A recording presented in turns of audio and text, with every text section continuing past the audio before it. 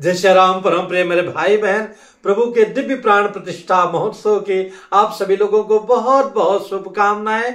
और कल से तो हमारे साथ आप सभी का हृदय अत्यंत गदगद और आनंदनीय हो गया होगा कि अपने प्रभु के नवीनतम जो है देवालय में प्रभु का एक स्वरूप वहां पर विराजमान जो हो गया है, जिसका दर्शन आप लोगों ने अलग अलग चैनलों पर अलग अलग माध्यमों से अवश्य किया होगा। तो ये देखा जाए तो हम सभी के जीवन का सर्वोत्तम समय प्रभु दे रहे हैं जो चल रहा है। इस आनंद को अनुभव किया जा सकता है, वर्णन करना बहुत ही कठिन है। हालांकि 30 वर्ष पूर्व इस संघर्ष का दर्शन प्रभु ने मुझे कराया था, उसकी चर्चा फिर कभी करूंगा। आज तो आनंद की बात करते हैं।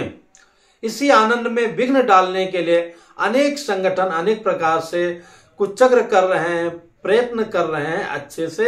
और उसमें कुछ हमारे जो है धर्म गुरु पूरी तरह से जाने अनजाने लग गए हैं, जो वर्षों से लगते आए हैं। हालांकि जो भी शंकराचार्य के पद पर बैठे हैं उनको मेरा साष्टांग नमन है, क्योंकि अपने सनातन धर्मियों का सर्वोच्च स्थान वो है। पर सनातन धर्म का मूल तो हमारे राम जी हैं। जहां राम जी नहीं वो मरा है। जिसके हृदय में भगवान के प्रति प्रेम नहीं है वो हृदय जो है पाषाण की तरह है, स्वयं भरत जी ने कहा है। तो इनमें से 3 शंकराचार्य जी तो जैसे जैसे करके अपने अपने मतों से अलग हो गए। दुख अत्यंत तब होता है जब कश्मीर में जो है इतने देवालय को, मंदिरों को तोड़ा गया, हिंदुओं के साथ अत्याचार करने को छोड़ करके माँ बहनों के साथ कैसा दुष्कर्म किया गया। वहां से उन लोगों को भागना पड़ा, मरना पड़ा, क्या क्या करना पड़ा। तब ये लोग कहीं नहीं थे, इनकी कोई आवाज, कोई संगठन या किसी प्रकार से मान लिया उस संकट को नहीं रोक पाए। तो वहां से आए हुए लोगों के लिए कुछ तो करना चाहिए। वो ऐसा कुछ भी दिखाई नहीं दे रहा है। या पाकिस्तान आदि कई देशों में जब मंदिर तोड़े जाते हैं तब भी इनका कोई बयान नहीं आता है। वो सब भी जाने दें। तो जो हमारे जिनके विद्यालय में मेरे राम जी को पढ़ने का अवसर मिला, कांची कामकोट के जो अत्यंत साक्षात शिव स्वरूप शंकराचार्य जी थे, जैन सरस्वती जी महाराज, कांग्रेस की सरकार ने उनको रातों रात घसीटा, प्रताड़ित किया, जेल में डाला, क्या क्या उन पर लांछन लगाया। उनको सब कुछ जिस प्रकार से दुराचारी के साथ करना चाहिए वैसा व्यवहार जो है पूज्यपाद शंकराचार्य जी के साथ किया। तब भी सारे लोग मौन थे, किसी का कहीं कोई नाम पता नहीं था। यही नहीं, राम जन्मभूमि आंदोलन को तो स्वयं मैं 30 वर्षों से देख ही रहा हूं। तो यहाँ पर भी कोई विशेष योगदान इन लोगों का नहीं था। लाठी तो हमारे अशोक सिंघल जी ने खाया था, जो जिसके साक्षी हम सभी लोग हैं। बाद में वो मेरे यजमान थे तो उनका साथ कई बार मुझे मिला। ये मेरा सौभाग्य रहा है। ऐसे पुण्यात्मा का जो है आचार्य बनने का अवसर प्रभु ने दिया था। रही बात तो इन लोगों का स्वभाव है उस प्रकार से सत्य कर्म को, अच्छे कर्म का विरोध करना। जैसे कि रावण एक समय करता था, इतना पढ़ा लिखा था, लेकिन पढ़ा लिखा होने के बाद भी गलत किया था। वही कार्य ये लोग कर रहे हैं। इनमें से एक शंकराचार्य जो बहुत ही बड़बड़ करते रहते हैं, उनको काफी नजदीक से एक बार मैं मिला भी था। वहां पर एक शिष्य था, 2 बच्चे थे, पुजारी का कार्य देखते थे मंदिर में। तो एक ने चोरी करके भाग गया, जो दूसरा बच्चा वहां पर उपस्थित था उसको उठा के उन्होंने पटका था। भगवान कृपा से उसके हाथ पैर नहीं टूटे, प्राण बच गए। लेकिन बुरी तरह से जैसे कोई महापापी को मारता है वैसा उस बच्चे पर उन्होंने अत्याचार किया था। तभी से मेरा हृदय उनसे बहुत दूर हो गया था। और जब इन सारे चीजों को देखता हूं तो वही सब उनका रूप ध्यान में आता है। सब नकली रूप है, उस स्थान को जो है कलंकित कर रहे हैं। रही बात मुहूर्त की, बात आती है। मुहूर्त बहुत ही उत्तम है। तो देखिए, जो भी प्रतिष्ठा का दिन, तिथि, नक्षत्र सब लिया जाना चाहिए। शास्त्र का आदेश है कौन सा दिन होना चाहिए, कौन सा तिथि होना चाहिए, कौन सा नक्षत्र होना चाहिए। इसकी पूरी व्याख्या देख के, समझ करके, और जो स्वयं ऋषि तुल्य हैं, जो है गणेश्वर गुरुजी, जिनको द्रविड़ गुरुजी कहा जाता है, जिनका जीवन ही पूरा ऋषिमय है, ऐसे गुरुदेव ने निकाला है। और किसी को हम कम आंक नहीं सकते हैं। आप प्राचीन काल में भी देखेंगे तो जो हमारे आदि शंकराचार्य जी थे, उनको भी जो है मंडन मिश्र जी के परिवार से ही जय सियाराम साथ में उस प्रकार से होना पड़ा, वो कहना मेरा उचित नहीं है। तो एक ऋषि कुल में रहने वाले या ऋषि तुल्य जीवन जीने वाले को हम लोग कम नहीं आंक सकते, जिस प्रकार से हम किसी सैनिक को कम नहीं आंक सकते हैं। एक बार सैनिक को कर भी सकते हैं, पर ऐसे ऋषिमय जीवन आज भी द्रविड़ गुरुजी चप्पल इत्यादि ग्रहण नहीं करते हैं, सिला हुआ वस्त्र धारण नहीं करते हैं, बड़ा उनका नियम है जिन्होंने मुहूर्त निकाला है। तो शुक्ल पक्ष लेना चाहिए, तो शुक्ल पक्ष अपने को प्राप्त हो रहा है। इसके बाद जो है तिथि है, द्वादशी तिथि है, और आपको जान के प्रसन्नता होगी, इसी द्वादशी तिथि को कूर्मा अवतार भगवान ने लिया था। कूर्मा अवतार कब लिया था? जब समुद्र का मंथन करना पड़ा। तो भैया उसमें कूर्म मतलब कच्छप, कछुआ जिसको बोलते हैं, अंग्रेजी में पता नहीं कोकोडाइल या क्या क्या बोलते हैं, पता नहीं, लेकिन ऐसे में जो है कच्छप बोलते हैं अपने हिंदी में, और जो है कूर्म जो है संस्कृत में बोलते हैं। तो क्या था कि समुद्र को मतने के लिए मथानी की क्या लिया जाए जो काम करे, तो मंदराचल पर्वत को लिया गया। अब वो इतना जो है भारी था, भरकम था कि समुद्र में डालते तो जय सियाराम अंदर ही चला जाता। तो उसको रोकने के लिए भगवान विष्णु जी ने कच्छप रूप धारण करके अपने पीठ पे धारण किया, और जो है वासुकी नाग का जो है वहां पे मथानी बनाई गई और मथा गया, जिससे 14 रत्न प्रकट हुए। तो 14 रत्न में मालूम है सबसे पहले विष हलाहल निकला।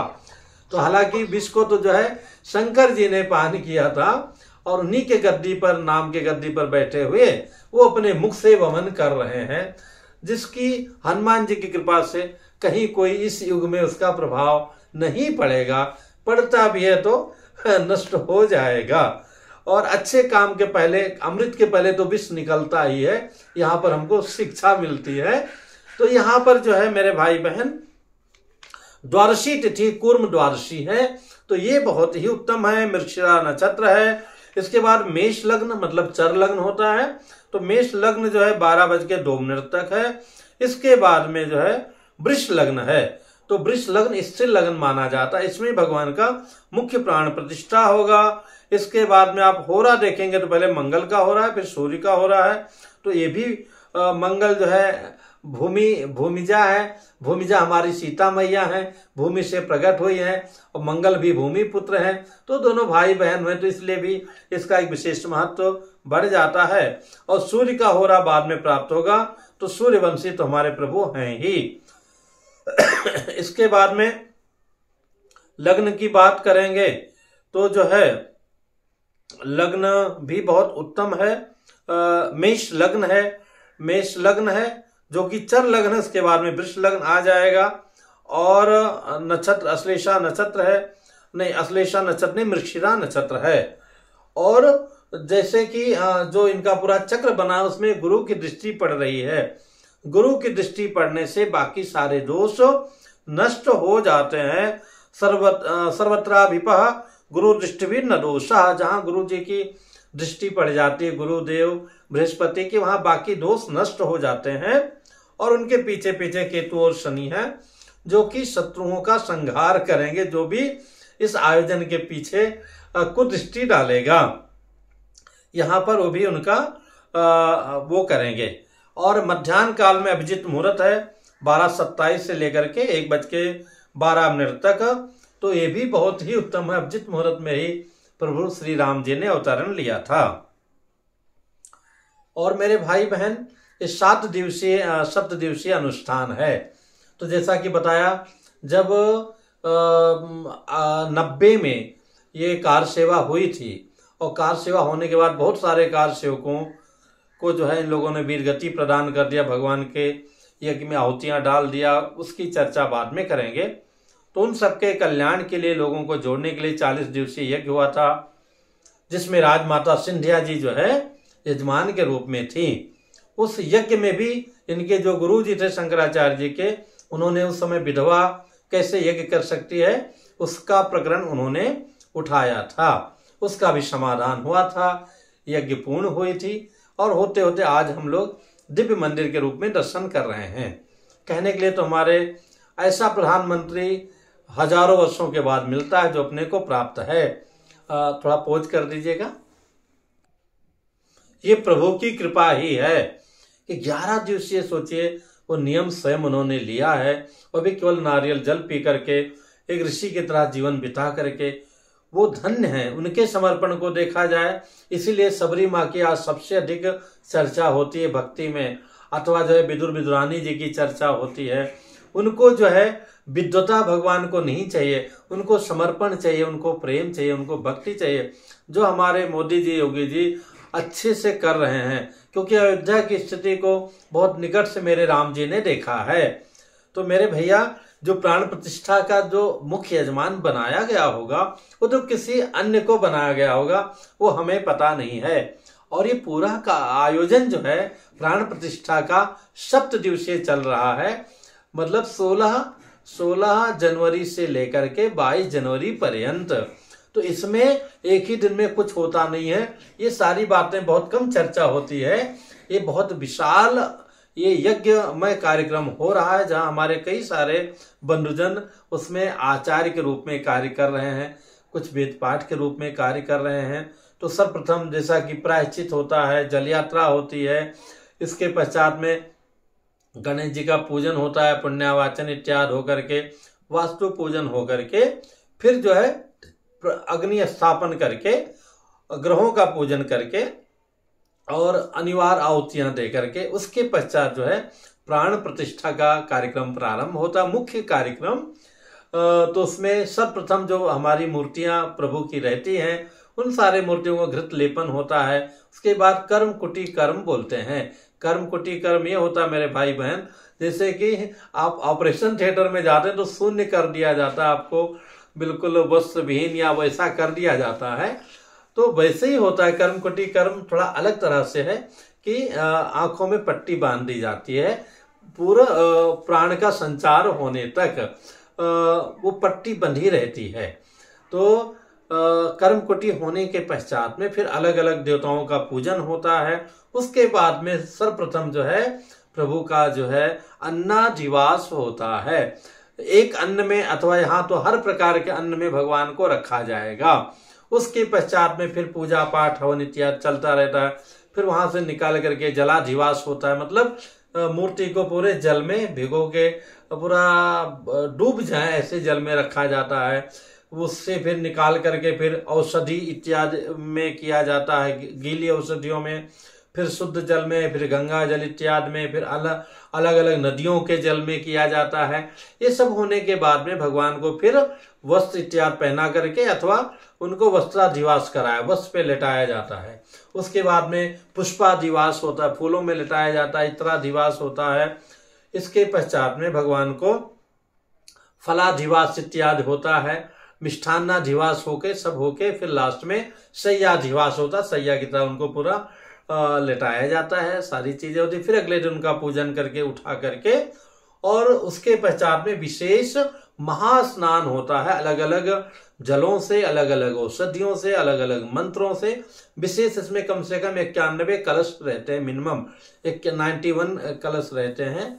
और इससे अलग अलग औषधियों के द्वारा स्नान करा करके फिर उनके अंदर जो है अगर चाहे तो नगर भ्रमण कराया जाता है, उनको पोंछ पाछ के अच्छे से सजा करके नगर भ्रमण कराया जाता है। नगर भ्रमण करा के जब लाते हैं फिर मंदिर में बैठा करके, और जब उनको एक चल प्रतिष्ठा होती है, एक अचल प्रतिष्ठा होती है। चल प्रतिष्ठा में जो मूर्तियों को आप दोबारा उठा सकते हैं, कहीं भी बैठा सकते हैं। ये मूर्तियां लगभग छोटी होती हैं, ये उत्सव मूर्ति होती है। और जो मुख्य विग्रह होता है जिनको हटाया नहीं जाता है, तो उनकी अचल प्रतिष्ठा हो जाती है। उसके पश्चात में फिर प्राणों का संचार होता है, फिर वो उस प्रकार के मंत्र कुशा लेकर के, जिसको दर्भ इत्यादि बोलते हैं, फिर वो कार्य होता है। और मुख्य प्राण प्रतिष्ठा आप कह सकते हैं, जो हमारे आदरणीय कह सकते हैं कि हजारों वर्ष के बाद जो ऐसा राजा और राजकुमार दोनों कह सकते हैं, योगी जी मोदी जी दोनों वहां रहेंगे। और भगवान का कितना बड़ा भाग्य उनके हाथ में है कि ऐसे दिव्य मंदिर का प्राण प्रतिष्ठा कर रहे हैं। और सोचिए कितने नियम से हैं, दिन रात हम लोग घर में रह करके, आसपास रह करके वो नियम नहीं हो पा रहा है जो हमें करना चाहिए। सच बात तो यही है, भले ही हम कुछ भी कहें, लेकिन वो उस प्रकार का नियम, उस प्रकार की लगन नहीं है जो आदरणीय मोदी जी में है, कि नारियल का जल पीकर वो रह रहे हैं, और दिन रात ऐसा नहीं कि सोए पड़े, दिन रात कार्य कर रहे हैं, भ्रमण कर रहे हैं, आ रहे हैं, जा रहे हैं। इस अवस्था में उनके द्वारा जो है भगवान का जो, उससे बड़ा सौभाग्यशाली कौन होगा और उनसे ज्यादा त्याग तप किसने किया होगा, जिसको प्रभु ने अवसर दिया है। और महाराजा तो भगवान का ही रूप होता है, उनके द्वारा होगा। तो प्राण प्रतिष्ठा का वो जो मुख्य मंत्र है वो कुशा लेकर, दर्भ लेकर, या जो भी वहां के आचार्य गणों ने निर्णय लिया होगा उसके अनुसार से मुख्य कार्यक्रम अब जिन मुहूर्त में होगा, बाकी तो हो ही रहा होगा। और उसके पश्चात फिर सब कुछ होने के बाद फिर भगवान को वस्त्र वगैरह पहनाया जाता है, श्रृंगार किया जाता है, भोग लगाया जाता है, और फिर महाआरती होती है जिसका सब लोग दर्शन करते हैं। जो हम लोग परम सौभाग्यशाली हैं कि जीते जी और सही समय में भगवान का ये उत्सव देख पा रहे हैं।